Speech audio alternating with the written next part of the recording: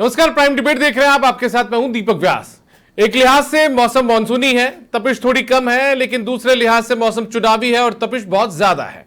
लेकिन इस चुनावी मौसम की तपिश में कांग्रेस के प्रदेश अध्यक्ष गोविंद सिंह डोटासरा के एक सोशल मीडिया पोस्ट ने इस तापमान को और ज्यादा बढ़ा दिया है। दरअसल डोटासरा ने एक पोस्ट के जरिए भाजपा सरकार से लेकर अधिकारियों तक को चेतावनी भरे अंदाज में कह डाला है कि सत्ता बदलेगी तो कुर्सियां भी बदलेंगी और हिसाब भी पूरा होगा। ये याद रखें। डोटासरा की कीबोर्ड रूपी कलम यही नहीं रुकी, उन्होंने यह भी लिखा कि सत्ता के अहंकार में डूबे भाजपाई और सीएमओ में बैठकर अपने कनक की हनक दिखाने वाले अधिकारी कान खोलकर सुन ले, सत्ता स्थायी नहीं है, सत्ता परिवर्तित है। दरअसल आरोप लगाया गया है कि निकाय चुनाव से पहले ही हार मान चुकी बीजेपी अब सीएमओ में बैठे अधिकारियों की आड़ में जिले के अधिकारियों पर अनुचित और अनैतिक दबाव बना रही है। डीएम से लेकर एसडीएम को फोन करके बीजेपी के लिए जिताऊ उम्मीदवारों के फॉर्म मांगे जा रहे हैं। इतना ही नहीं, कांग्रेस के सिंबल पर चुनाव लड़ने की तैयारी कर रहे कर्मचारियों के परिवार को धमकाने की कोशिश भी की जा रही है। अब सवाल ये उठता है कि क्या वाकई में इन आरोपों में कोई दम है या किसी और बात की चिंता सता रही है। चर्चा आज करेंगे इसी मुद्दे पर। हमारे साथ में कुछ खास मेहमान जुड़ चुके हैं, उनका परिचय, उनका तारुफ आपसे करवा देते हैं। हमारे साथ में सीए आरपी विजय जी जुड़ चुके हैं, जो कि भारतीय जनता पार्टी के प्रवक्ता है। आरपी विजय साहब, बहुत स्वागत है आपका। हमारे साथ में मीनाक्षी सेठी जैदी जी जुड़ चुकी है, कांग्रेस पार्टी की प्रवक्ता, आपका भी बहुत स्वागत है। हमारे साथ में एकलव्य सिंह जी जुड़ चुके हैं, राजनीतिक विश्लेषक हैं। एकलव्य जी, आपका भी बहुत स्वागत है। मीनाक्षी सेठी जैदी जी, मैं आपसे समझना चाहता हूं किस तरीके का दबाव बनाया जा रहा है अधिकारियों पर, डीएम से लेकर एसडीएम पर।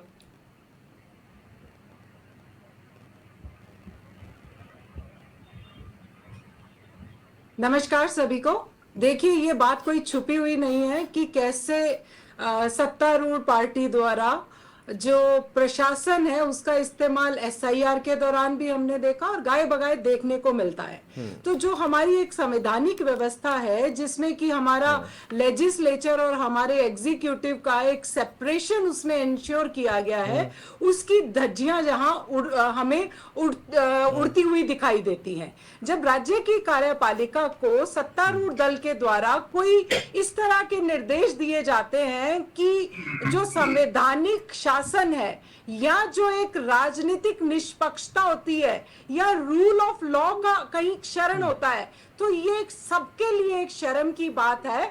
ये कोई ऐसा नहीं है कि किसी एक के लिए है, ये मैं कहूंगी कि सबके लिए ये बहुत दुखदाई बात है कि जो हमारे संविधान के दिए हुए प्रिंसिपल्स हैं, जो हमारे संविधान में सेपरेशन ऑफ पावर्स है, हम उनका ध्यान नहीं रखते हुए सिर्फ जो हमारी अब पार्टी इन पावर है उनके अगर हम आदेश बजाने लग जाएं, तो एक जो एग्जीक्यूटिव है, हमारी एग्जीक्यूटिव का एक जो पार्लियामेंट्री न्यूट्रलिटी का एक सिद्धांत है, वो कहीं छिन भिन होता दिखाई दे रहा है। और वो कहीं ना कहीं इन्होंने एसडीएम डीएम के माध्यम से बीजेपी के जो कैंडिडेट्स हैं उनके लिए फीडबैक लेने की कोशिश की है। या एसआईआर के दौरान भी हमने देखा कि प्री प्रिंटेड बल्क में जो फॉर्म्स थे डिलीशन के, वो अलग अलग डीएम्स के या एसडीएम्स के नहीं, मुझे आज अभी का बताइए मीनाक्षी जी, अभी का बताइए किस तरीके का फीडबैक लेना पड़ा, किस तरीके का फीडबैक ले रहे हैं या किस तरीके के फॉर्म मांग रहे हैं अब अभी निकाय चुनाव के दौरान।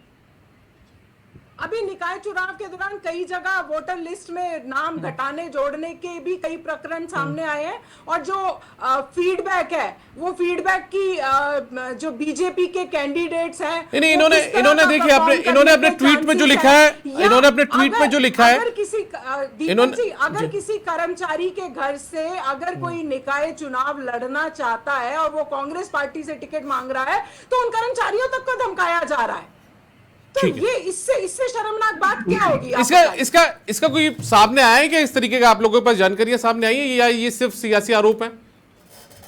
नहीं, बिल्कुल ये हमारे पास कॉन्क्रीट है। आप चाहेंगे तो अलग से हम आपको उसके बारे में बता भी देंगे। ठीक है। आरपी विजय जी, आपने सुना, आप लोगों की सरकार है, आप लोगों पर बहुत आरोप लग रहे हैं कि अनुचित काम कर रहे हैं, आप लोग दबाव बना रहे हैं, अनैतिक दबाव बनाने की कोशिश आप लोगों की तरफ से की जा रही है अधिकारियों पर। दीपक जी, सबसे पहले तो मैं समाचार प्लस के सभी दर्शकों को, आपको, मेरे को पैनलिस्ट को मेरा अभिनंदन करता हूँ, नमस्कार करता हूँ। रही बात अभी जो हमारी कांग्रेस की प्रवक्ता बात कर रही थी, इन्होंने अपनी हार पहले ही मान ली। अभी चुनाव हुए नहीं है, अभी तो टिकट का एक्चुअली वितरण होगा, उसके बाद में चुनाव होगा। बट जिस तरीके से डोटासरा जी बोल रहे हैं, जूली साहब बोल रहे हैं और हमारी जो प्रवक्ता बोल रही है कांग्रेस की, जो इन्होंने हार मान ली है। इनको पता है कि क्या होने वाला है, 309 निकायों में क्या हालत है इनकी, तो इनको पता पड़ गया। क्योंकि 2.5 साल बना 5 साल का जो काम हुआ है वो दुनिया ने देखा है। दुनिया ने जब देखा तो आज की तारीख में इनको ये एहसास हो गया कि हम तो बहुत पीछे रह रहे हैं, तो आज से ये बहाने बनाना इन्होंने चालू कर दिया।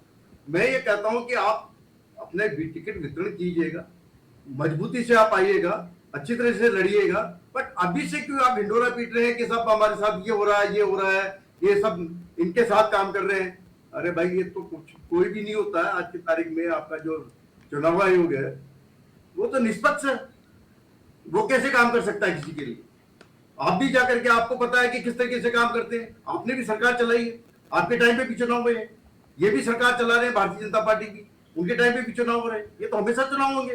बट इस तरीके के आरोप लगाना एक बहुत अच्छी मानसिकता है, और इन्होंने ये मान लिया है कि हमारी सरकार नहीं बनने वाली है, हमारे वोट नहीं बनने वाले हैं, तो अभी से बहाना बनाना चालू कर दो। अरे भाई, तुम टिकट वितरण करो, अच्छे आदमी को करो, हो सकता है आपके आदमी जीते।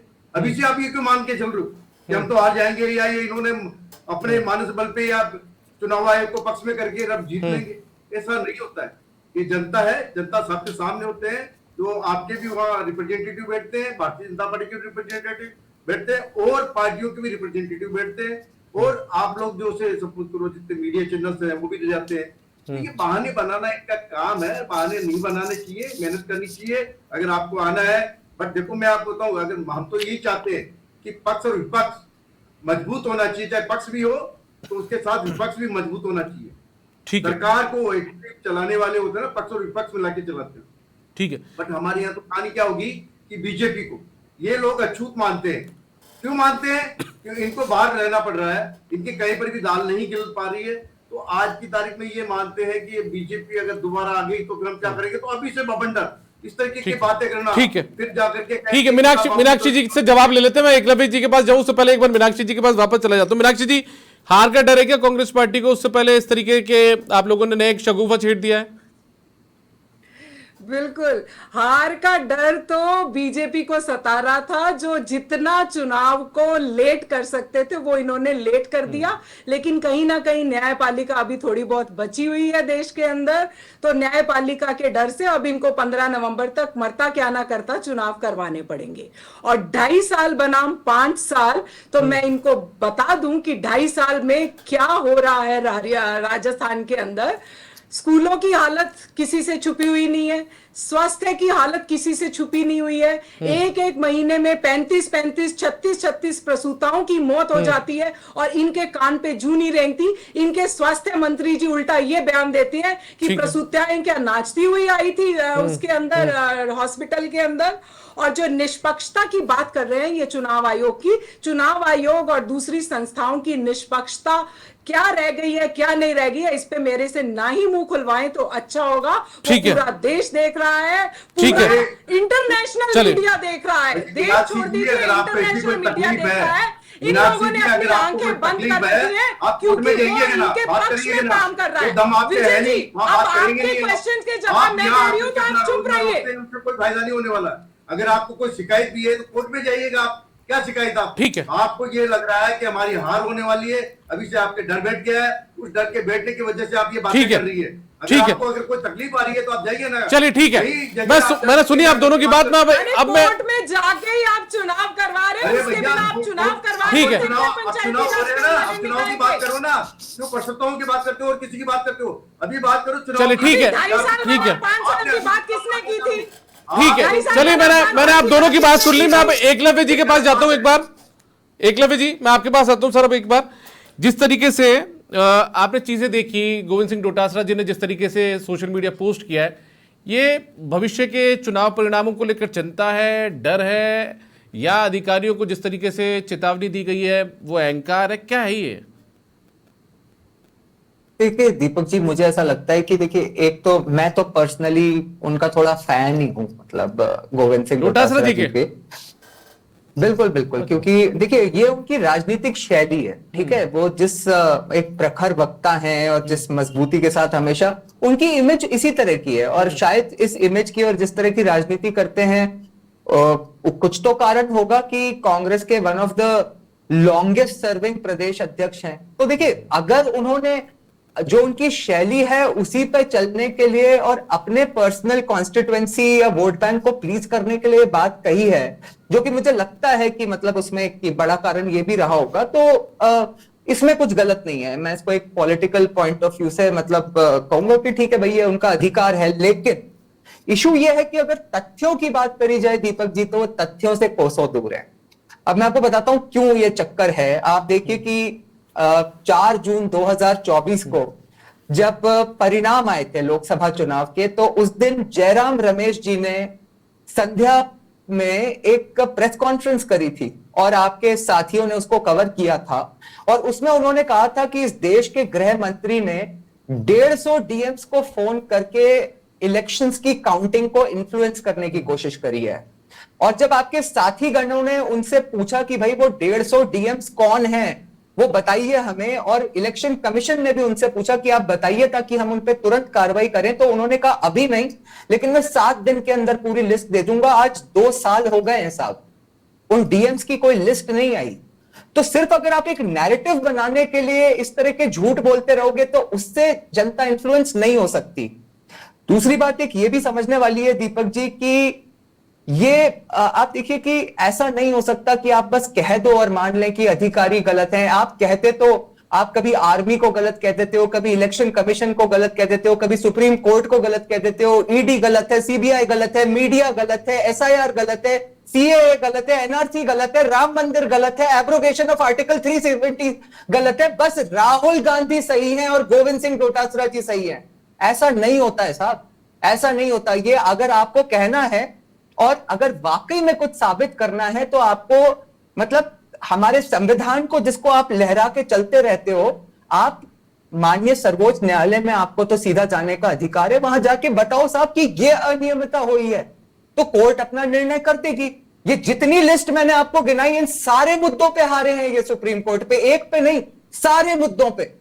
तो तथ्यों से कोसों दूर है। लेकिन हाँ, अगर अपनी राजनीति चमकाने के लिए एक एफर्ट है तो मैं तारीफ ही करूंगा उनकी, और क्या कह सकता हूं। ठीक है मीनाक्षी जी, यदि ये राजनीति चमकाने की कोशिश है तो ठीक है, लेकिन यदि वाकई में आरोपों में दम है तो क्यों ना खुलकर सामने नाम रख दिए जाएं कि कौन कौन से अधिकारी हैं, किन किन पर दबाव बनाया गया, कौन से डीएम है, कौन से एसडीएम है। देखिए, अधिकारियों कर्मचारियों के नाम एक चैनल पर उजागर करना बिल्कुल किसी भी तरीके से सही नहीं होगा, क्योंकि अधिकारी और कर्मचारी कितने दबाव में काम करते हैं ये किसी से छुपा हुआ नहीं है, उनकी अपनी नौकरी भी जा सकती है। तो मैं यहाँ पे किसी के नाम नहीं लेना चाहूंगी। तो ये मीनाक्षी जी, मैं एक छोटा सा सवाल में, सरकारें तो सबसे ज्यादा आप लोगों के कार्यकाल में, मतलब सबसे ज्यादा कार्यकाल आपकी पार्टी कर रहा है सरकारें चलाने में, तो ऐसी स्थिति में आरोप तो आप लोगों ऊपर भी बहुत लगे कि आप लोग भी जो है प्रशासनिक अधिकारियों पर दबाव डालते हैं, अपनी मनमर्जी से काम करवाते हैं। नहीं, देखिए, जो गवर्नमेंट की स्कीम्स होती है उनका एग्जीक्यूशन तो गवर्नमेंट ऑफिसर्स ही करेंगे, लेकिन गवर्नमेंट के द्वारा पॉलिटिकल पार्टी का काम करवाना, ये कहीं से कहीं भी आप सिद्ध करके बता दीजिए कि हमारे कार्यकाल में ऐसा रहा है। अब जो इम्प्लीमेंटिंग अथॉरिटी है वो तो गवर्नमेंट ऑफिसर्स के थ्रू ही गवर्नमेंट की सारी स्कीम्स है, नोटिफिकेशंस है, वो सारे। तो मीनाक्षी, साबित तो भारतीय जनता पार्टी पर भी इस तरीके के, सिर्फ भारतीय जनता पार्टी पर भी जो आरोप आप लोगों ने लगाए हैं वो सिर्फ आरोप ही है, साबित तो आप लोग भी कहां कर पाए इससे पहले भी। अब आरोप देखिए, जो धुआं है वो बिना आग के तो उठेगा नहीं, कहीं ना कहीं आग लगी होगी तभी तो धुआं उठा है, कहीं कोई बात सामने आई है तभी तो इतनी बात कही जा रही है, वरना क्यों किसी अधिकारी और कर्मचारी के ऊपर हम भी ऐसा इल्जाम लगाएंगे। वो अधिकारी कर्मचारी तो परमानेंट है, सरकारें तो मीनाक्षी जी, गोविंद सिंह डोटासरा जी ने, मीनाक्षी जी, गोविंद सिंह डोटासरा जी ने ट्वीट कर दिया, गोविंद सिंह डोटासरा जी ने ट्वीट कर दिया या फेसबुक पर जो है पोस्ट कर दिया, तो वो धुआं उठना हो गया। धुआं उठना उसको नहीं कहते, धुआं उठना उसको कहते हैं जहां पे एक्चुअल में काम हुआ है, वो काम हुआ है, इसीलिए ये सब बातें हो रही हैं। बिना आज से पहले तो नहीं कही है बात। आज अगर कहीं से कोई शिकायत आई है और आप लोगों का अभी अगर स्पेसिफिक ही चाहते हो तो एसआईआर में जो हुआ था यहाँ विराटनगर, इधर अलवर जिले के अंदर, वो किसी से छुपा हुआ नहीं था, वो वहां पे जाके हमारे डीसीसी ने जब धरना दिया, सब लोगों को लेके गए, तो वो मास जो डिलीशन के फॉर्म्स थे, प्री प्रिंटेड फॉर्म्स थे, वो वहां से हटाए गए। तो ऐसा नहीं है कि कहीं कहीं कोई जो हमें अनियमितताओं की शिकायतें मिली उसी की वजह से डोटासरा जी को ये कहना पड़ा, वरना डोटासरा जी एक नेशनल पार्टी के प्रदेश के अध्यक्ष हैं। वो ऐसी छोटी मोटी बात, ऐसे मतलब कोई बड़ी बात के बिना ऐसी छोटा मोटा बयान देने की वो हिमाकत नहीं कर सकते। उनको कहीं ना कहीं से कुछ कॉन्क्रीट जानकारी मिली है, तभी उन्होंने ये कहा है। तो भविष्य में सामने लाएंगे डोटासरा जी नाम? बिल्कुल, अगर जरूरत पड़ी तो लाएंगे। और मैं फिर कहूंगी कि अधिकारी कर्मचारी तो परमानेंट है, उनके ऊपर अगर ऐसा कोई दबाव है तो उस दबाव को अगर हम सामने लेके आते हैं ना, तो कहीं ना कहीं उनकी नौकरी रोजी रोटी पे भी आंच आती है। तो हम नहीं चाहते कि किसी की नौकरी रोजी रोटी छिने, क्योंकि उनके भी परिवार ठीक है। आरपी विजय जी, आप लोग तो रोजी रोटी छीनने पर उतारू हो चुके हैं सर। कौन रोजी रोटी? मैं तो कह रही हूँ ना। नहीं, मैं आपको नहीं कह रहा हूं, मैं आरपी विजय जी से सवाल करूं। मैम, मैं पूछ रहा हूं कि आप लोग अधिकारियों की रोजी रोटी छीनने पर उतारू हो गए? अरे सर, कोई रोजी रोटी किसी की नहीं छीन सकती। आपको सबको पता है इस समय जितने भी कर्मचारी हैं जो चुनाव में लगे हुए हैं, वो किसके अंडर में है? वो सरकार के अंडर में नहीं है, वो चुनाव आयोग के अंडर में है। इनको ये पता होना चाहिए। अगर इनको कोई शिकायत है तो ये शिकायत करनी चाहिए, बट ये शिकायत नहीं करेंगे। इनको तो पब्लिसिटी चाहिए, इनको तो ये ये डोटासरा जी को एक बार बोल रहे हैं, ये तो कई बार बोल चुके कि हमारी सरकार आएगी तो हम देख लेंगे। अरे धमकी तो आप लोग दे रहे हो, कौन कर रहा है ये काम? भारतीय जनता पार्टी ने तो नहीं कहा, आपकी सरकार थी। आप कह रहे हैं लोग कि हम आएंगे तो हम सब देख लेंगे आपको, ये करे। दबाव बना रहे हो आप, कर्मचारियों पे दबाव बना रहे हो आप सही नहीं हो। मैं कहता हूँ आपको काम करना, आपके पास अगर सबूत है तो you should go to the election commission, वहां जाके बात करो। आप क्यों नहीं जाते हो वहां पे? बट बात नहीं करनी ना, आप उनको मुद्दा बना करके कि अपनी हार जो लग रही है उसको अभी से छुपाना चालू कर दो, बातें इस तरीके की चालू कर दो कि साहब हमने तो पहले ही मुद्दे उठाए थे, ये हुआ था। तो बहाने मत बनाओ। आज की तारीख में आप जो चुनाव लड़ने जा रहे हैं वो विश्व की सबसे बड़ी पार्टी है भारतीय जनता पार्टी, जिसका संगठन बहुत मजबूत है। आपका संगठन क्या मजबूत है? आज की तारीख में आपके डोटासरा जी क्या बोल रहे हैं कि हम सत्ता में आएंगे तो हम ये करेंगे वो करेंगे। पहले सत्ता में आ जाए, जब देखना करना बात करना, हर आदमी का अधिकार। आरपी विजय जी, आप कह रहे हैं कि जो प्रशासनिक अधिकारी हैं, खासतौर पर जैसे जिला प्रशासन के अधिकारी हैं, वो तो राज्य निर्वाचन विभाग के अंडर में आते हैं, ठीक है। अब ये लोग आरोप आप लोगों पर लगाते हैं कि राज्य निर्वाचन विभाग से लेकर देश का जो चुनाव आयोग है वो आपके अंडर में आ जाता है, ये आरोप लगाते हैं ये लोग। अभी एकलव्य जी बता रहे थे कि कहां ये नहीं कह सकते, हर चीज में डिफिट खाई है इन्होंने, चाहे सीए हो चाहे कुछ भी, जो आज एनआरसी हो चाहे कहीं पर भी हो, हर जगह कोर्ट में जाकर के मुक्की खा गए हैं। इनके पास कुछ है ही नहीं, कुछ भी। ये कुछ भी आरोप लगा सकते हैं। ये आरोप सब बेईमानी है। इनको सब लग रहा है कि पहले ही कि हम हार रहे हैं, हमारा बोर्ड नहीं बन रहे हैं, तो अभी से ये बना रहे हैं, भूमिका बना करके काम कर रहे हैं। मैं कहता हूं कि आप चुनाव लड़िए, अच्छे तरीके से लड़िए, आपका अलग, बट इस तरीके की भाषा क्या अच्छी लगती है कि हम सत्ता में आएंगे तो हम आप लोगों को देख लेंगे। ये किसी भी सभ्य समाज के लिए, किसी भी विपक्ष के नेता के लिए ये अच्छा नहीं है, और न चीजें होनी चाहिए। मैं अगर भर्सना करता हूँ इस चीज की ऐसी चीजें आप कर रहे हो जो आने वाले, आपने खुद ही करी है। ये मीनाक्षी जी बार बार कह रही है कि भाई और तो ये पार्टियां तो आती जाती रहती है, सत्ता आती जाती रहती है, बट ये कर्मचारी तो वो हुए रहेंगे। जब काम आपको उनसे लेना, आप उनको धमका रहे हो अभी से, ये क्या होता है? अगर मैं कहता हूँ कि सत्ता में आप आ गए, मैं तो ये कहता हूँ कि आप आ गए, फिर क्या करोगे आप? ठीक है, काम तो ठीक है। तो धमकाने की आज ये है ना, ये कुछ नहीं है, आप सिर्फ पब्लिसिटी करने के लिए काम कर रहे हो। ठीक है, आपको लग गया कि हम आने वाले हैं, ठीक है, या हम अच्छा परफॉर्मेंस नहीं दे पा रहे, ठीक वजह से आप। चलिए सर, वापस आता हूं मैं। एकलव्य जी, मैं आपके पास आता हूं। यदि वाकई में कोई अधिकारी दबाव में काम कर रहे हैं तो उसके लिए एकलव्य जी कोई ना कोई प्रोसेस तो होता होगा, कोई सीढ़ी दर सीढ़ी सिस्टम भी होगा कि ठीक है आप निर्वाचन विभाग के पास चले जाइए, एसडीएम की या जिला कलेक्टर की, जो कि निर्वाचन अधिकारी जिले के, उनकी जाके शिकायत कर दीजिए निर्वाचन विभाग के पास। वो नहीं सुन रहे हैं तो केंद्रीय चुनाव आयोग के पास चले जाइए, कोर्ट चले जाइए। ये एक्स पर पोस्ट करने से कौन सी चीजें दुरुस्त हो जाएंगी, ठीक हो जाएंगी? देखिए दीपक जी, ऐसा है कि पूरी प्रक्रिया बनी हुई है और डोटासरा जी बहुत बेहतर समझते हैं कि वो प्रक्रिया क्या है। लेकिन मैं आपको बताऊं, मुझे ऐसा लगता है ये नाम वगैरह उजागर करने की परिस्थिति आएगी नहीं, क्योंकि आज जो उन्होंने शायद इंस्टाग्राम की जो स्टोरी डाली है, इससे इस प्रदेश के सारे अधिकारी डर गए होंगे और अब वो कुछ भी नहीं गलत करेंगे और 2028 में कांग्रेस चुनाव जीत जाएगी, फिर डोटासरा जी मुख्यमंत्री बन जाएंगे और फिर वो सारा सिस्टम ठीक कर देंगे। तो अब कोई चिंता करने की कोई खास बात नहीं है। लेकिन मैं आपको बताऊं कि जो इन्फ्लुएंस को, अधिकारियों को इन्फ्लुएंस करने की बात हो रही थी, आपके दर्शकों को एक बड़ा इंटरेस्टिंग उदाहरण देता हूं, शायद ही भारतवर्ष में ऐसा कभी हुआ होगा। हमारे ही पिछली सरकार में एक मुख्यमंत्री जी ने एक पूर्व मुख्यमंत्री, उप मुख्यमंत्री जी का फोन टैप कराया था, और जो उस समय के मुख्य सचिव थे उन्होंने मना कर दिया था फोन टैप करने से। तो उन मुख्य सचिव जी के सिर्फ 3 महीने बचे हुए थे उनका कार्यकाल, उनका रिटायरमेंट आने के, तो उनको हटा दिया गया। अब डीबी गुप्ता जी की बात कर रहे हैं। और जिस होम सेक्रेटरी से फोन टैप करवाया गया था उसके भी 3 ही महीने बचे थे रिटायरमेंट में, उसको चीफ सेक्रेटरी बना दिया गया। और उन्होंने एक विश्व रिकॉर्ड बनाया उन मुख्य सचिव ने कि भारत के इतिहास में सबसे छोटे टेन्योर के मुख्य सचिव बने। इसको कहते हैं इन्फ्लुएंस करना। तो जब ज्ञान दे रहे हो ना, तो अपने गिरेबान में भी झांक लेना चाहिए कि आपने क्या किया है। ये जो मैंने आपको बताया ये तथ्य है। अपने ही पूर्व मुख्यमंत्री का, उप मुख्यमंत्री का फोन टैप करा के और उसपे देशद्रोह की यूएपीए की धारा लगा के और फिर इन्फ्लुएंस करना, ये एक इन्फ्लुएंस होता है। तो मुझे लगता है कि देखिए, आप राजनीति करो वहां तक तो ठीक है, लेकिन अगर आप इसको एक चलन बनाना चाहते हो कि आप क्योंकि कोई बड़े नेता हो तो अधिकारियों को घिस दोगे, बैठ के कुछ भी बोल दोगे बिना तथ्य आधार के, तो आने वाले समय में इससे कुछ नहीं, आपकी साख कम होने वाली है और कुछ नहीं होगा। ठीक है, 30 सेकंड में आपका जवाब। मीनाक्षी सेठी जैदी जी, आपकी सरकार का कार्यकाल याद दिलाया उन्होंने डीबी गुप्ता जी से लेकर राजीव स्वरूप जी का।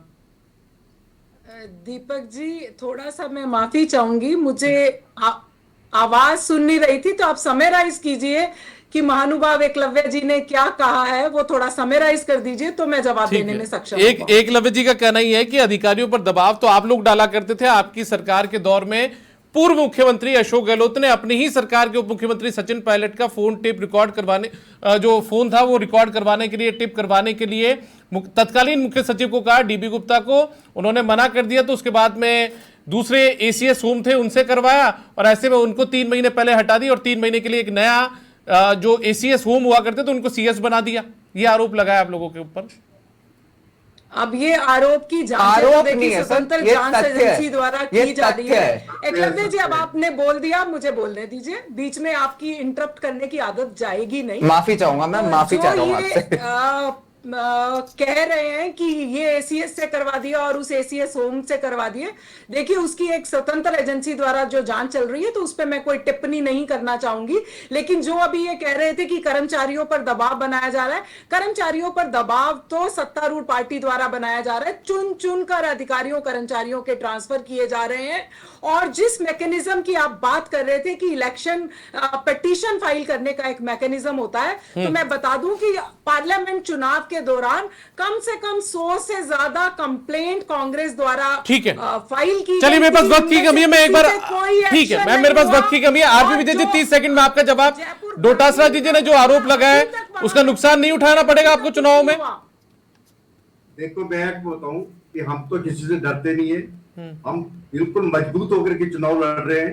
जहां कमजोरी है वो मुंह खोलता है, और जो इन्होंने मुंह खोला है, और वो लगाया गया है कि कर्मचारियों से दबाव डाल करके ये चुनाव जीतना चाहते हैं। अरे भाई, आपने ये कहा उनको, डोटासरा जी ने, कि हमारी सत्ता आएगी तो हम देख लेंगे। तो डर किसके बैठा हुआ है? हम तो डराने वाली बात ही नहीं कर रहे, हम मजबूत है, हमारा संगठन मजबूत है, हम सब काम कर रहे हैं, तरीके से काम कर रहे हैं। इनको क्या है, इनके तो आज विश्वेश्वर सिंह जी ने क्या बोल दिया, किसने क्या बोल दिया, इनके तो क्या है कि ना तो कोई नेता है, कोई नीति है, ना कोई नियत है।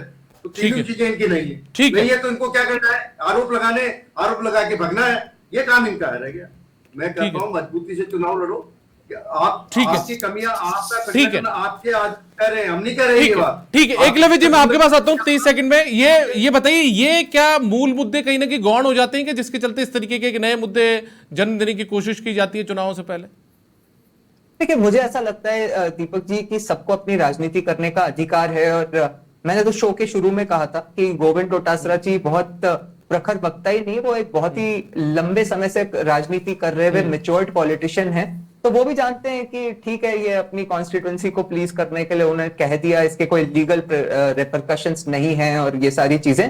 लेकिन राजनीति बदल गई है दीपक जी, और आने वाले समय में मुझे ऐसा लगता है कि जो जमीनी मुद्दे हैं उसके अलावा जो हमारे दोनों माननीय प्रवक्ता हमारे साथ बैठे हुए हैं, जनता को ये भी चाहिए कि वो कैंडिडेट्स प्रखर वक्ता हो इनकी तरह, और उनकी कि वो क्या सोच रखते हैं नेशनल इश्यूज पे, इन इश्यूज पे, ये सब भी उनकी कॉन्स्टिट्यूएंसी में मैटर करेगा। तो राजनीति बहुत डिफरेंट होने वाली है और ये चुनाव चौंकाएंगे, मुझे ऐसा लगता है। चलिए ठीक है, बहुत शुक्रिया आपका एकलव्य सिंह जी, सीआरपी विजय जी और मीनाक्षी सिटी जैदी जी, आप तीनों का बहुत शुक्रिया इस चर्चा में हिस्सा लेने के लिए। कुल मिलाकर देखिए, गोविंद सिंह डोटासरा ने चेतावनी दे डाली है इस सोशल मीडिया पोस्ट के जरिए। देखना होगा इसका क्या सियासी मायना आगे निकलकर सामने आता है, क्या चुनावी परिणामों पर भी इनका असर पड़ेगा या फिर नहीं। फिलहाल इतना ही, नमस्कार।